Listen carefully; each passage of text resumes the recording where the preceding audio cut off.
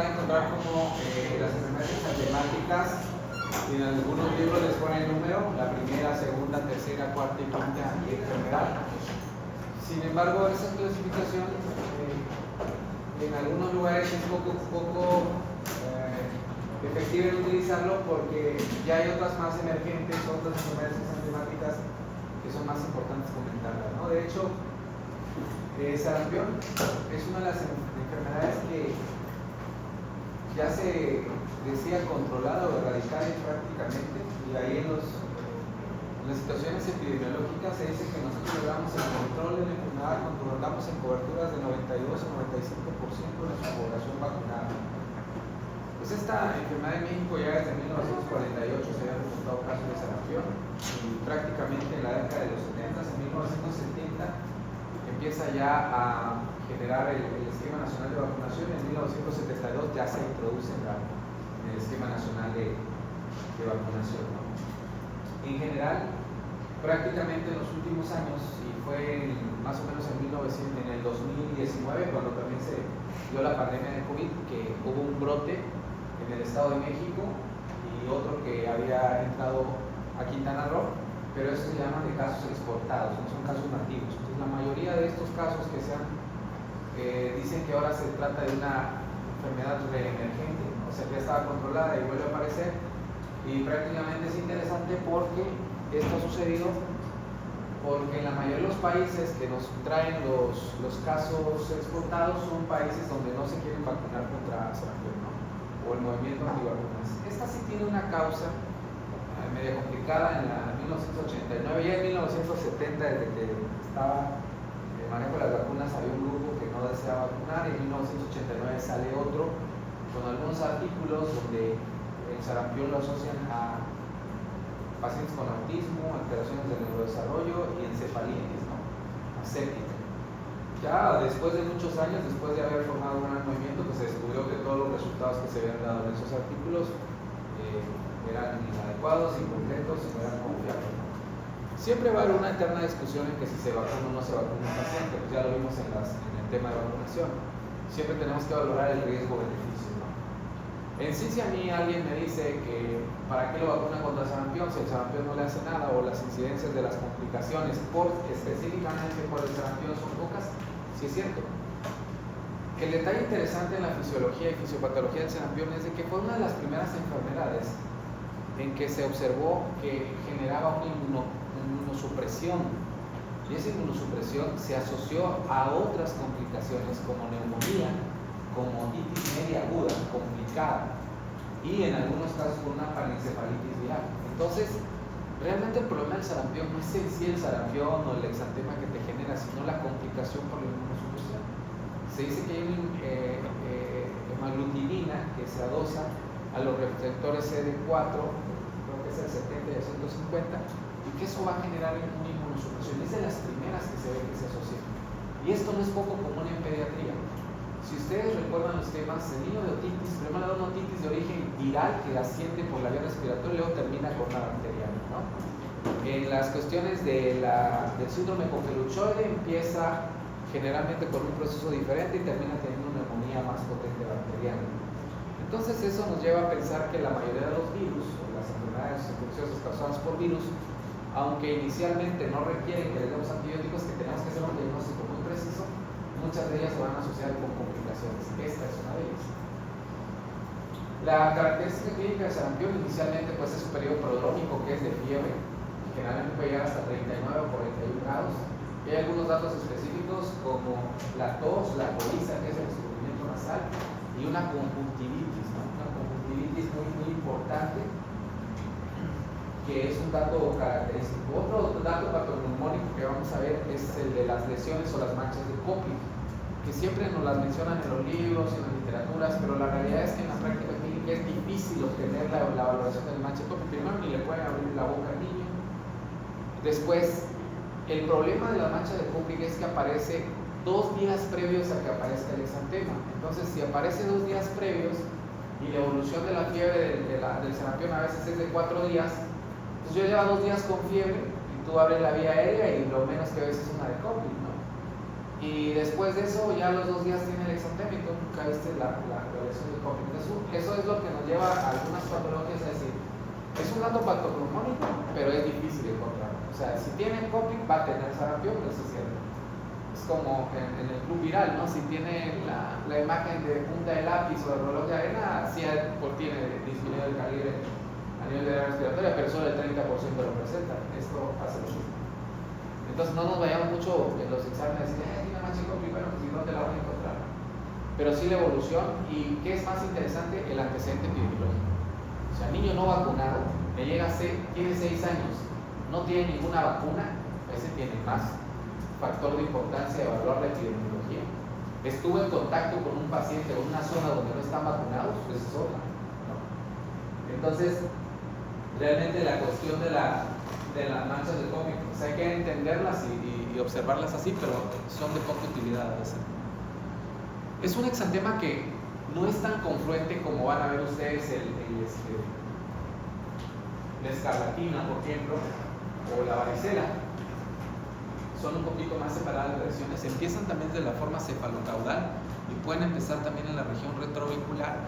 Hay algunos datos referentes a México, aunque eso ya hay otros datos más recientes. Desde 1996 México está libre de casos autónomos de sarampión. Esto quiere decir que el virus no circula libremente por nuestro país. Los 183 casos que se han presentado en México desde el 2000 están asociados a importaciones, lo que significa que no se originan en el país, sino llegan desde otros lugares. Y los últimos datos fue en el 2024, 387 casos para las Américas, y en el 2025, 700 casos para toda América Latina. Entonces, y la mayoría, y donde sí reportan que hubieron casos nativos fue en Bolivia. Hay unos artículos ahí que hablan sobre datos nativos en Bolivia, pero la mayoría de los países pues, tienen una excelente cobertura, y de Latinoamérica, México es el que tiene cobertura. Si tienes hijos, vacúnanos contra el sarampión, primera dosis al año y la segunda dosis a los 6 años, ¿no? Eso tendremos que ver si tiene su esquema completo. Y les digo que el problema es en las zonas donde no están vacunados.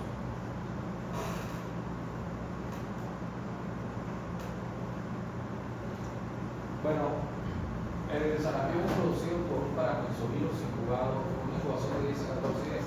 Y esto es lo que nos complica a nosotros ya en la práctica clínica.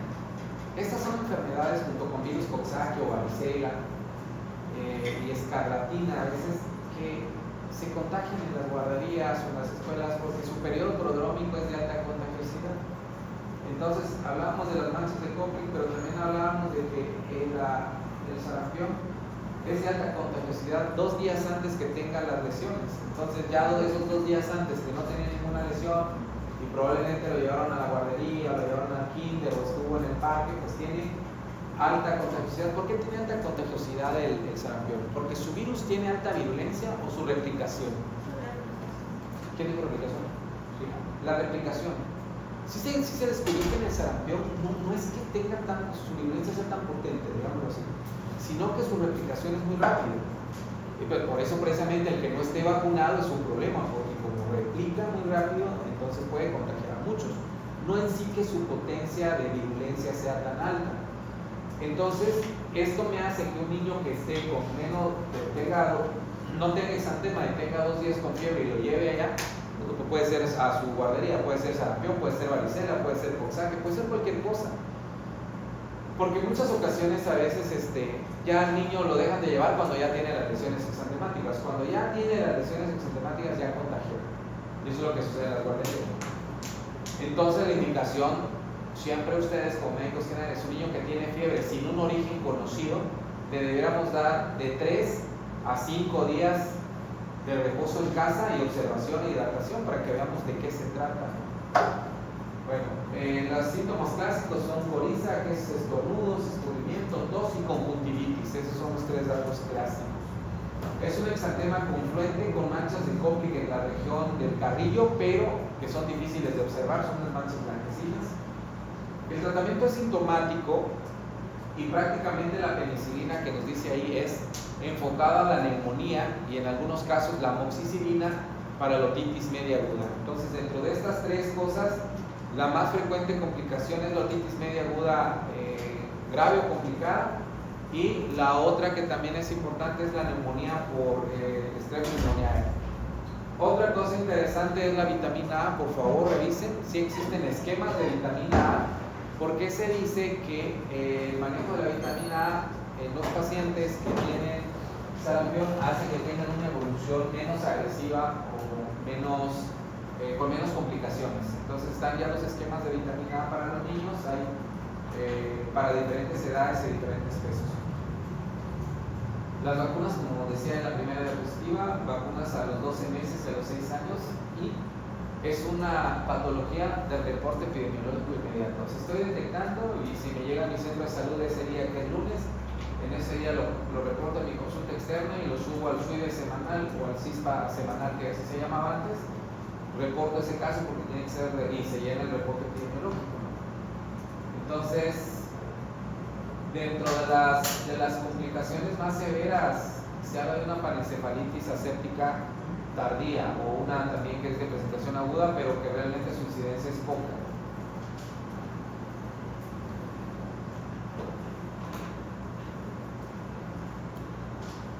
Complicaciones, lo que les decía, otitis media, neumonía, conjuntivitis, encefalitis poco común y miocarditis. Pero las tres primeras, que serían otitis media, neumonía y encefalitis, son las más comunes.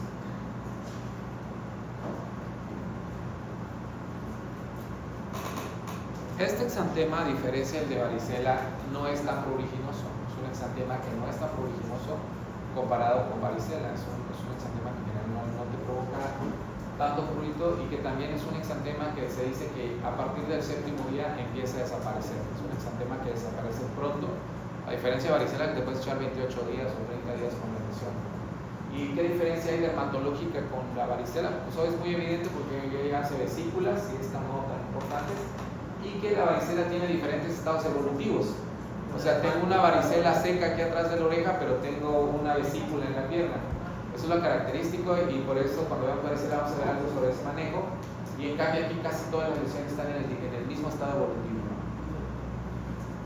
Mortalidades importantes menores de un año por las complicaciones. Una de las principales es la neumonía por estrés pneumoniae, otitis media complicada, sarampión hemorrágico y panencefalitis esclerosante aguda, que aunque es de las más graves, y de ahí se basaron en esos artículos para decir que mejor no los vacunaban porque les podía dar encefalitis o les podía dar autismo. O sea, no se encontró realmente una solución directa entre la vacuna y estos casos.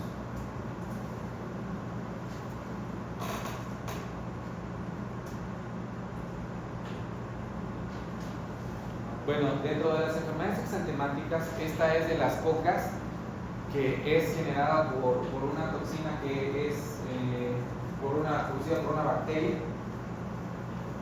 Su igual es la escarlatina. Los signos clínicos son signos de pastilla, que prácticamente donde ven los pliegues se ven como zonas hemorrágicas o líneas hemorrágicas.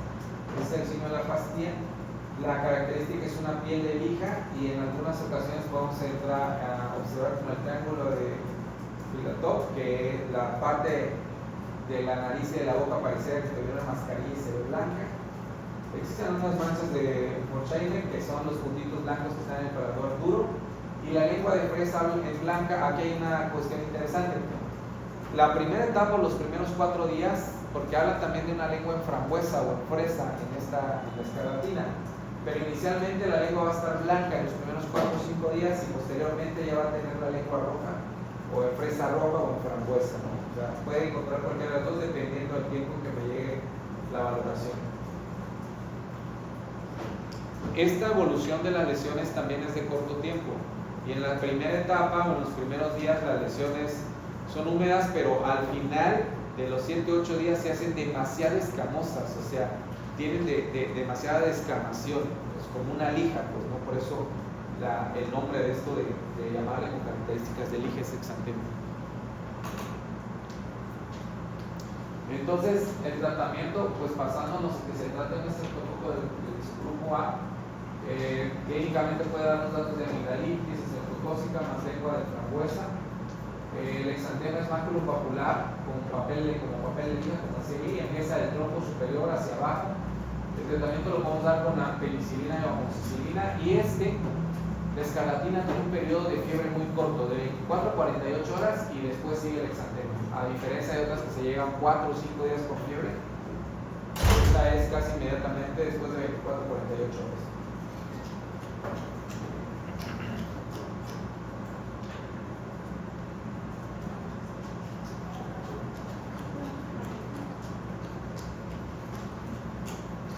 Bueno, ok.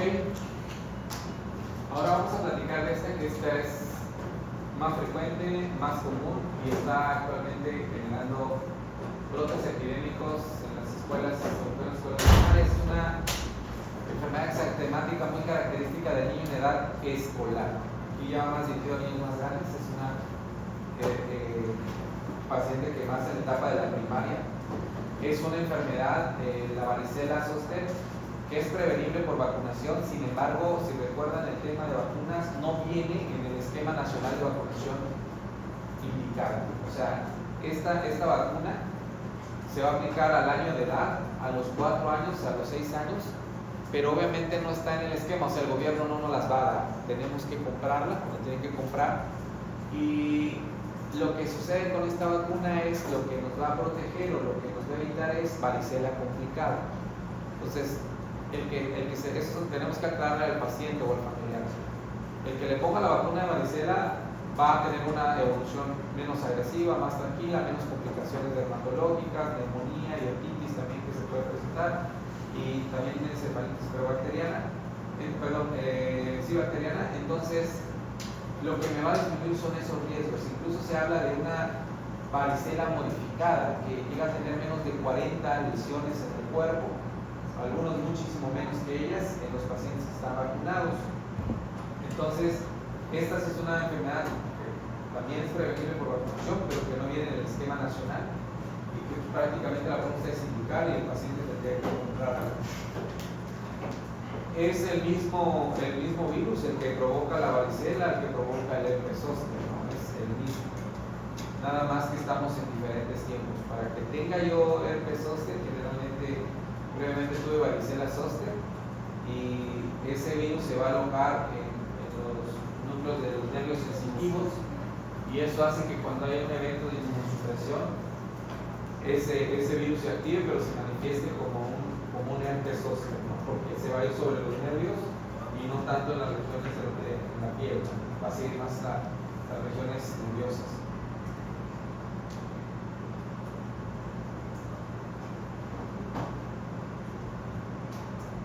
Igual en este caso, el periodo prodrómico, el periodo de incubación es muy largo, puede ser desde 10 a 21 días, algunas manejan de 10 hasta 25 días. Si yo puedo estar en contacto con un paciente y pasar 25 días sin debutar con la varicela, tiene también un periodo prodrómico caracterizado por fiebre. También va a ser de 4 a 5 días, algunos niños de 3 días. Su distribución de la exantema encéfalo-caudal completamente, muy interesante que cuando vean ustedes un niño así, revisen la región retroauricular, porque es en la primera zona donde van a haber lesiones.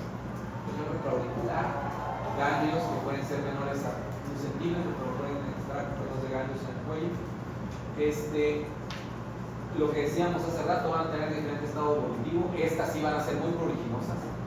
El paciente va a querer estarse rascando, estarse lastimando. Entonces es importante que demos manejo dermatológico para ese control.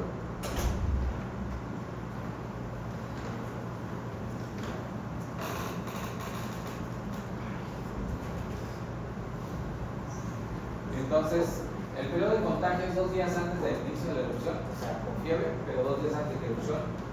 Y el contagio termina hasta que todas las lesiones dermatológicas están cicatrizales. O sea que si tienes una lesión ahí madura, pues prácticamente va a ser todavía periodo de contagio, así que puede tardar hasta 3 semanas o 4 semanas. Incubación de 10 a 25 días y prácticamente es asintomático. O sea, ¿vale? Prodrómico tarda horas hasta 3 días, y las características en el periodo prodrómico es que hay fiebre, hay fiebre poco elevada, hay cefalea, anorexia y vómito. En las siguientes 24 horas en el estado va a haber erupción cutánea. Estas también tienen antema, ¿no? A diferencia de otras, va a tener lesiones en la cavidad oral, en el esófago. esta va a tener enantema característico. Va a ser muy doloroso también, macropápulas y eritematosos que se transforman en vesículas de tamaño variable, densas con contenido líquido claro, como gotas de rocío, rodeadas de un área eritematoso, que queda en tensión y el contenido se hace turbio, aunque no purulento.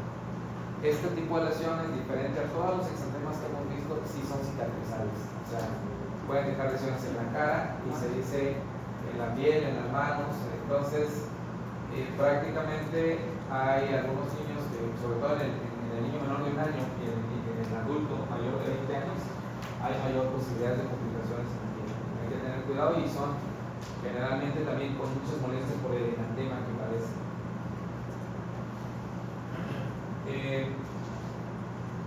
En algunas otras situaciones se dice que el mayor riesgo de esto o el mayor riesgo de dejar cicatrices por el rascado que hacen, ¿no?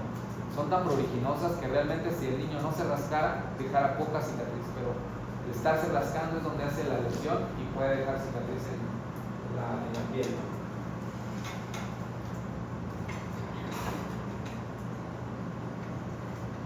Bueno, clínicamente va a dar cefalea, fiebre, dolor abdominal, distribución seno-caudal, inicia en la cabeza, en máculas eritematosas muy pruriginosas.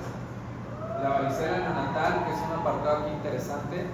Si una mujer está embarazada, me llegan el control a mi centro de salud, donde ustedes la vean, y tiene 5 días antes de que nazca su bebé, tiene varicela, o ya nació su bebé y 5 días después de que haya nacido tiene varicela, se dice que el niño puede tener una varicela neonatal y es candidato a que le den manejo con aciclovir por el riesgo de una neumonía por varicela. O sea, el riesgo es una neumonía por varicela. Esa paciente que tiene varicela, si está en su centro de salud, sí sería una candidata a que le dieran al segundo nivel. La varicela congénita, que se habla en las mujeres que tienen varicela, están en las primeras 8 a 12 semanas de gestación, pues obviamente el pronóstico de esos niños es malo, se asocia a mal desarrollo de las extremidades, afectación ocular y anencefalia. O sea, el pronóstico en la varicela congénita, pues es de que el feto le va a ir bastante mal, es igual que la rubiola. Teratógeno. ¿Como tal tratamiento, seguimiento con aciclovir o algo? No, fíjate que ahí hay una división interesante para rubiola y para varicela. Es de las enfermedades que tienen indicado el aborto terapéutico. Si la mamá tiene menos de 12 semanas en México, que ahorita la vamos a elevar a 20 semanas, y tiene varicela o tiene rubiola, es candidata a que elija el abortar. Es el aborto terapéutico. Y sin problema está aceptado. Lo que sí tenemos que hacer es, pues obviamente, la valoración de la mamá, el comité de bioética, pero sí, es de los abortos terapéuticos, porque sí se ha comprobado, y nosotros hemos tenido en el regional con títulos altos para rubiola a las mamás. Y los tenemos con catarata congénita, con anencefalia, con retinitis, o sea, les va bastante mal. Y si ustedes recuerdan el control prenatal, observen que nada más le tomamos pues, de primera intención VDRL y VIH. Nosotros estamos dirigidos a sífilis y hacia VIH. Pues todas estas serían de la historia clínica, si no tiene esquema de vacunación completo. Y la mayoría de las mamás, como ya han visto ustedes que han ido a clínica, tú agarras el expediente y tienen 3 consultas, o 2 consultas, o 4 consultas. Entonces la mayoría no tienen buen control prenatal. Diagnóstico clínico con leucopenia, linfocitosis, que son los más importantes, y tratamiento es aciclovir, o hay otro que se llama valanciclovir, que también es muy bueno. En el paciente de edad escolar, el detalle del valanciclovir es que es cada 8 horas y el aciclovir es cada 4. Entonces por los tiempos de administración es mejor tolerado el valanciclovir. Nada más que es más caro. En marca original cuesta 3.800, 2.800. De doble casi 3 veces. Sí, y el genérico, nada más que hay genérico valanciclovir cuesta 480. Sí, es una diferencia importante. Pero igual el aciclovir está como en qué, por ahí, 70. Sí, el aciclovir está en 80 pesos. Sí, ajá. Hay mucha diferencia con el de marca. Tratamiento de aciclovir por 5 días. Ahora, ojo, ¿a quién sí le vamos a dar tratamiento con aciclovir o valanciclovir? A todos los niños que tienen varicela le vamos a dar tratamiento. O sea, depende de qué momento nos llegue. Entonces, si nos llega en la etapa de las primeras 24-48 horas o tiene factores de riesgo como estar inmunocomprometido, desnutrido, es preferible que les pongamos el aciclovir o el vanciclovir, porque disminuye la intensidad de la enfermedad y también la replicación, y eso le va bien al paciente. Pero si llega un niño que ya tiene 10 días, ya unas las tiene en costra, otras en macro, entonces no tiene caso que le pongan una antiviral. No le va a mejorar nada y no le viene nada bien, y sí puede tener más molestias digestivas. Entonces, no es recomendable que un paciente que ya llega después de las 5 o 6 días de haber tenido las erupciones le pongan tratamiento.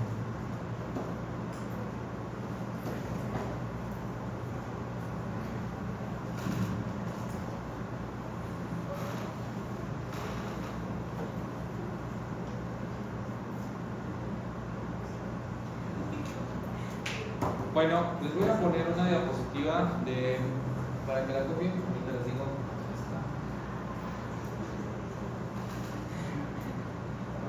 Enfermedad pie-mano-boca. Esta es de alta consulta en nuestro medio, para medicina general es muy común.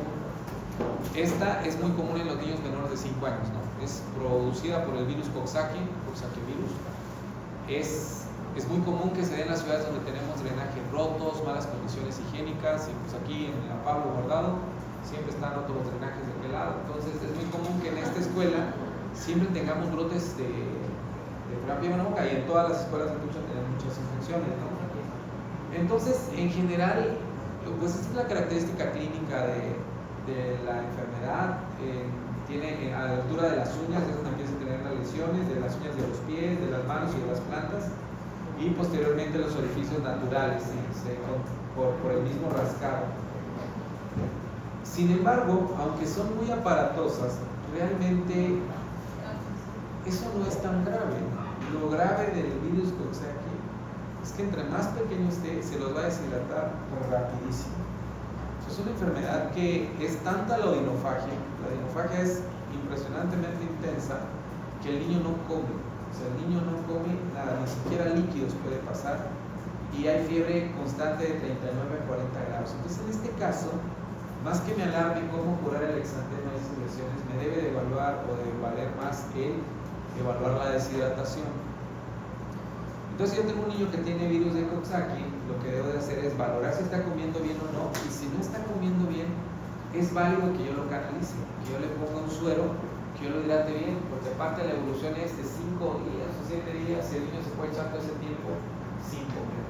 Entonces, es originado por el Coxsackie A16 y el enterovirus 71. El periodo de incubación es de 3 a 5 días, este es bien rápido, o sea, llega a una guardería y inmediatamente se contagia. Contagio por contacto de saliva o ampollas, y hay una fiebre importante de 39 grados, y ahí sí cumple el criterio continuo. Les demos lo que le demos, está casi 5 días como continuo. Odinofagia, vómitos, úlceras en la boca y ampollas en la piel, y incluso pueden haber lesiones de aftas en la boca. Aparte que tiene odinofagia, le ulcera la cavidad oral y no puede comer, no puede deglutir. Hay que hacer un diagnóstico diferencial con herpes oral por el mismo tipo de aftas, pero prácticamente el diagnóstico diferencial es que tiene las lesiones peribucales y el herpes no son de ese tipo. El tratamiento más importante del virus Coxsackie es hidratación, manejo del dolor y las aftas. En este caso, les decía, si en la mayoría de los niños que son preescolares, que son menores de 5 años, lo primordial es vigilar la fiebre, tratar de controlarla, darle un medicamento para la fiebre. Pero si el niño está deshidratado y no tiene cómo alimentarse porque no está tolerando liberal, es candidato a canalizar. Es mejor que lo canalicen. Obviamente que lo tienen que hospitalizar, y obviamente que tienen que cuidar que no contagie a lo demás que hay en el hospital, pero es un candidato a canalizar. Y por otro lado, si el niño tolera, aquí es donde a veces tenemos alguna diferencia ahí con los papás, porque para nosotros como médicos lo importante es que se hidrate, o sea, que coma líquidos todo lo que le pueda dar, ¿no? O sea, leche, líquidos, agua, incluso a veces un poco de suero, si su deshidratación es importante. Y a veces los papás se desesperan porque no come sólidos. Es que no está comiendo la papilla, o es que ya no está comiendo lo que le doy, o el cereal. Si usted le da sólidos, no va a comer, va a vomitar, se va a volver a deshidratar. Estos niños te los puedes llevar con una dieta líquida, pero te puedes echar o se pueden echar hasta 3 días con dieta líquida. O sea, mientras la dieta líquida tenga azúcar, tenga carbohidratos, pues el niño se va a mantener. Si tiene seno materno, eso les va a pasar mucho allá en su comunidad. Que la va a decir, ¿solo está tomando pecho? Pues denle solo pecho, no hay ningún problema. Mientras coma pecho, que se sigue hidratando, porque luego les preocupa mucho que no han comido sólidos. En este caso, retienen sólidos, ¿no? Hay algunas pomadas que están en el mercado hace mucho tiempo, como el Canca Baby u otras pomadas. Alguien que quiera poner un Canca Baby, póngaselo primero en la lengua, les anestesia muy rápido la lengua. Entonces, es lo mismo que siente el baby, realmente son lesiones tan profundas que sigue con dolor. No funciona mucho el Canca Baby, ¿no? Entonces, produce también lesiones bucales así de tipo llagas o algo por el estilo. ¿Aftas? ¿qué? Ajá. Sí. Te produce muchas aftas. De hecho, ¿dónde llevaron dermatología? ¿Quién les dio dermatología? La doctora Aquino. Hay una solución que se utilizaba antes que se llamaba solución Filadelfia. Apúntenla ahí para que les sirva en su servicio social. Solución Filadelfia. Solución Filadelfia para aftas bucales. Ya es poco común usarlo. Hay algunos astringentes o soluciones para cavidad oral, pero la verdad los niños muy pequeñitos no lo toleran, ¿no? Ese es el problema del manejo antiséptico con esas sustancias. Por eso es muy difícil el manejo prácticamente, a menos que tuviera una infección bacteriana, que se le infecte la piel por las lesiones que tiene, pues le daremos antibióticos. Pero si no, no es candidato a antibióticos, es paracetamol, hidratación y vigilancia.